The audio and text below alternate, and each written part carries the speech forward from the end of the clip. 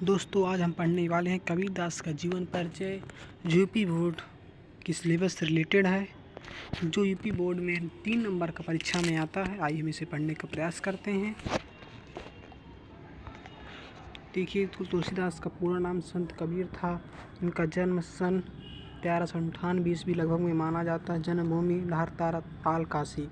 मृत्यु है 1518 ईस्वी लगभग। मृत्यु स्थान मगहर उत्तर प्रदेश। पालक माता पिता नीरी और नीमा, पत्नी लोई। इनकी 2 संतानें थी, कमाल और कमाली। मुख्य रचना साखी शब्द रामायणी भाषा थी अवधि सदुक्री और पंचमेल खिचड़ी। कबीरदास का जीवन परिचय पढ़ने का प्रयास करते हैं आगे। संत कबीरदास हिंदी साहित्य के भक्ति काल के एक महत्वपूर्ण कलर चेंज कर लेते हैं। एक महत्वपूर्ण इसमें उत्तर प्रदेश के वाराणसी के नाम के लाहौर नाम के स्थान में कबीरदास का माल पालन पोषण जुलाहा दंपति नीरू और नीमा ने किया था। कबीर का विवाह लोई नामक महिला से हुआ था, जिनसे इन्हें कमाल और कमाली के रूप में 2 संतानें पैदा हुई थी। कबीरदास वैष्णव संत आचार्य रामानंद को अपना गुरु बनाना चाहते थे, लेकिन उन्होंने कबीर को शिष्य बनाने से मना कर दिया था। कबीर ने अपने मन ही मन में यह सोचते रहते थे कि स्वामी रामानंद को हर कीमत में अपना गुरु बनाऊंगा। तो इसके लिए कबीर के मन में एक विचार आया कि स्वामी रामानंद जी को सुबह 4 बजे स्नान की जाते तो मैं भी उनसे पहले जाकर गंगा किनारे सीढ़ियों पर लेट जाऊंगा। ऐसा ही किया।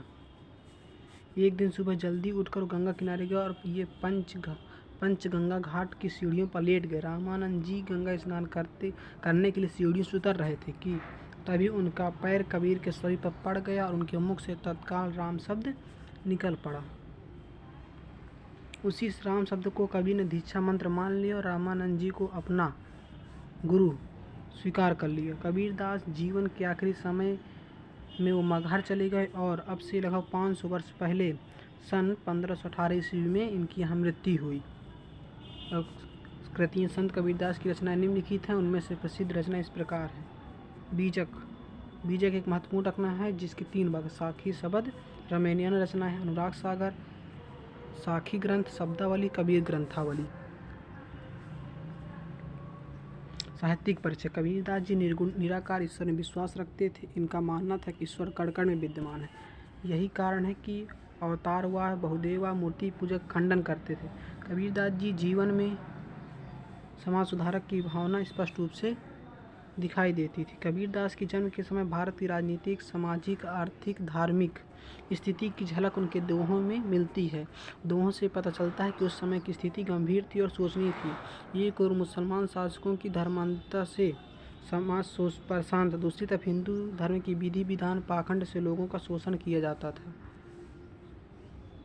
जनता में भक्ति भावनाओं का अभाव था। ऐसे संघर्ष के समय में कबीरदास ने अपने दोहों के माध्यम से उस समय के लोगों के जीवन में भक्ति भावना को जगाया। इस्लाम धर्म के आगमन से भारतीय धर्म समाज व्यवस्था में उठक पटक चालू था। हिंदू धर्म के जाति व्यवस्था को पहली बार कोई दूसरा धर्म ठोकर मार रहा था। कबीरदास की कविताओं का एक शब्द पाखंड और पाखंडवाद या धर्म के नाम पर ढोंग करने वालों के खिलाफ था।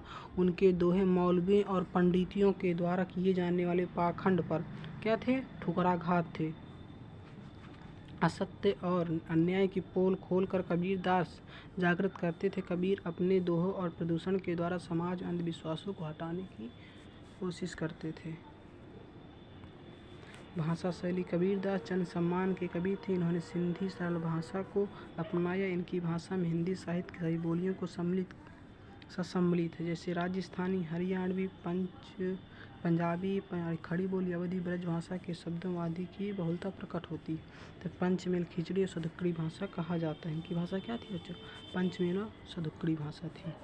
कबीरदास का कला पक्ष क्या था? कबीरदास जी निर्गुण निराकार ब्राह्मण के उपासक थे। इनकी रचनाओं में राम शब्द का प्रयोग हुआ। निर्गुण ईश्वर की आराधना करते हुए भी कबीरदास महान समाज सुधारक माने जाते हैं। किसे करते थे? कबीरदास महान समाज सुधारक माने जाते हैं। निर्गुण ईश्वर की आराधना करते समय उन्होंने हिंदू और मुसलमान दोनों संप्रदाय के लोगों की कुरीतियों का जमकर व्यंग्य किया। कबीरदास का कला पक्ष के साधु संतों की संगति में रहने के कारण इनकी भाषा में पंजाबी, फारसी, राजस्थानी, ब्रज, भोजपुरी, खड़ी बोली के शब्दों का प्रयोग किया। इसलिए इनकी भाषा को सदुक्कड़ी पंचमेल खिचड़ी कहा जाता है। इनके काव्य में दोहा शैली तथा गेय पदों में पद शैली का प्रयोग हुआ है। इनकी रचनाओं में बच्चों 3 रस मिलते हैं, श्रृंगार रस, शांत रस और हास्य रस का प्रयोग मिलता है। यदि आपको इस जीवन परिचय से लाभ हो, अच्छा लगा हो तो लाइक और सब्सक्राइब करना ना भूलें।